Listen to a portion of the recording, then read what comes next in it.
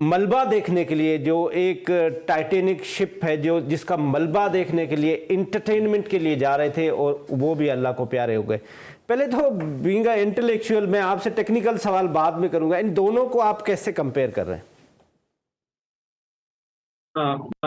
देखें, I think commonality जो मैं दोनों में देखता हूँ वो एक तो ये है कि ज़ाहिर है loss of humanity, loss of human, दोनों ही केसेस में हम इसको ज़ाहिर बात है अप्रिशिएट तो कोई भी नहीं करेगा, लेकिन ये है कि इसमें ये कॉमनैलिटी है कि दोनों ने रिस्क लिया अपने अपने तौर पे। क्योंकि इस केस में रिस्क ये था कि जो उस सबमरीन से रिलेटेड या सबमर्सिबल से रिलेटेड जो सेफ्टी के इश्यूज थे उसके ऊपर ज़ाहिर है बहुत सारी आवाज़ें उठ रही थी, फिर भी ये लोग गए।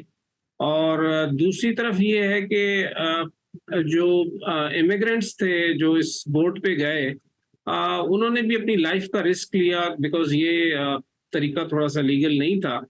तो उन हवालों से ये दो कॉमनैलिटी हैं इसके अंदर, मैं तो इसको ऐसे भी देखता हूँ। राइट।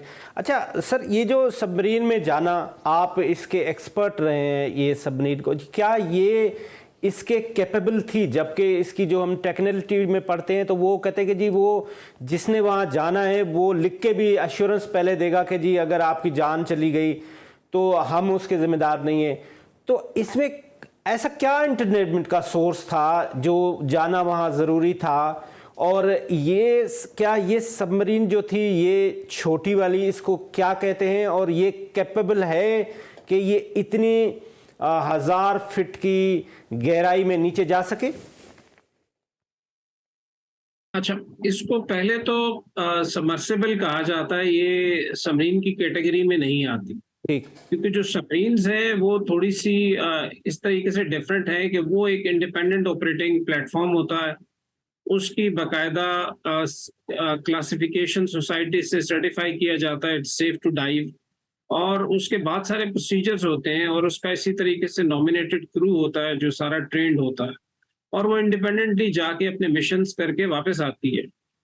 जबकि जो सबमर्सिबल है वो लिमिटेड ऑपरेशन के लिए, किसी डेडिकेटेड काम के लिए बनाई जाती है। हम्म। तो और ये अपने साथ इंडिपेंडेंट ऑपरेशंस नहीं कर सकती। इसीलिए इसके साथ हमेशा एक मदरशिप होता है जो उसको लेके जाता है, और इस केस में एक कैनेडियन मदरशिप था जो उसको लेके गया। और जिस जगह पे इसको लॉन्च किया जाता है वहां से फिर वो उसको लॉन्च करता है, उसके बाद इसके साथ कम्युनिकेट करता है, इसको गाइड करता है जिस जगह पे जाना है। और इसी तरीके से जब ये वापस आती है तो उसको फिर लिफ्ट अप करके और उसके बाद ये वापस हार्बर में लेके आता है। पहली बात तो ये दोनों का डिफरेंस तो ये है। ठीक। बाकी जो आपका दूसरा सवाल कि ये इसके कैपेबल थी कि नहीं, तो उसमें कैपेबिलिटी वाइज तो जो इसका ओईएम था जो इसके साथ खुद भी गया था, जो इसका बेसिकली इसको पायलट कर रहा था, डॉक्टर रश, जी सर। तो वो खुद भी एक इंजीनियर है। और इससे पहले भी वो इस तरह की एक्सपीडिशंस कर रहा था।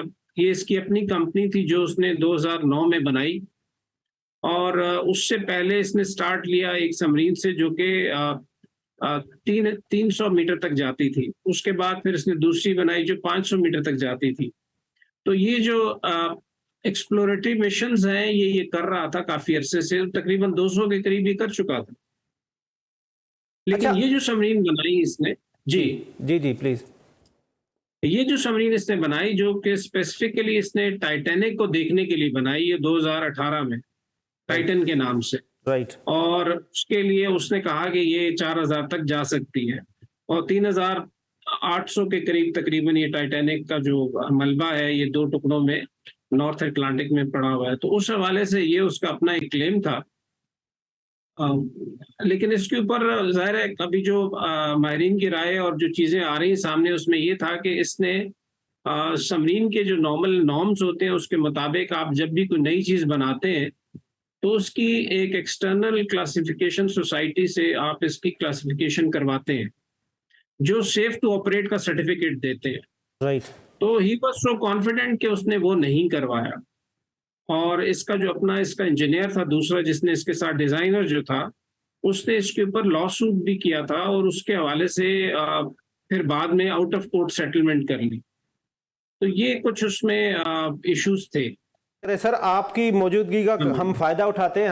हमारे साथ ज़ुबैर तुफ़ैल साहब हैं, जो फार्मर प्रेसिडेंट हैं एफपीसीसीआई के, लीडिंग बिजनेसमैन हैं। हम पाकिस्तान की इकानमी पे बात कर रहे हैं और आपका भी इसके ऊपर उबूर है। ख़ास तौर पे मैं आपसे सवाल करूंगा कि हमारा जो ब्लू इकानमी है उसका कितना पोटेंशियल है और कुछ हम अपनी इकानमी में ऐड ऑन कर सकते हैं। अगर कर सकते हैं तो कैसे कर सकते हैं? जी, ब्लू इकोनॉमी पे आपने बड़ा अच्छा सवाल किया। तो मैं एक छोटी सी चीज इसको थोड़ा सा बैकग्राउंड के तौर पे बता दूं कि जैसे जब पाकिस्तान बना था, तो उस वक्त की जो आबादी है और अब की आबादी में तकरीबन 7.5 टाइम्स हमारा बढ़ चुकी है, जबकि दुनिया तकरीबन 4 टाइम बढ़ी है। तो ये इस रेशो से, जब ये रिसोर्सेज हैं वो भी हमारे जमीन की तरफ काफी कम हो गए हैं, तो दुनिया जो है वो मैरीटाइम की तरफ बहुत ज्यादा अपनी तवज्जो कर रही, डाइवर्सिफाई कर रही है अपनी चीजों को सी की तरफ। तो हमारे भी अल्लाह ताला ने हमें जो इतना बड़ा एक 1000 किलोमीटर्स के करीब एक कोस्ट दिया हुआ, कोस्ट लाइन, और आगे हमारा एक पूरा एक प्रोविंस है जो सी की तरफ है। तो उसमें बहुत ज्यादा रिसोर्सेज हैं, जो कि फिशरी तो एक चीज है, इसके अलावा हमारे पास जो ब्लू फिन टूना है वो बहुत ज्यादा कारामद है एक्सपोर्ट करने के लिए। अगर इसको साइंटिफिक बुनियादों पे चलाया जाए तो अभी तक जो अंदाजा है कि 100 बिलियन के करीब तो ये हमारी इकोनॉमी है, जो कि हमारे पार्ट बन सकती है। फिर इसके अलावा टूरिज्म के बहुत ज्यादा स्कोप है हमारे पास।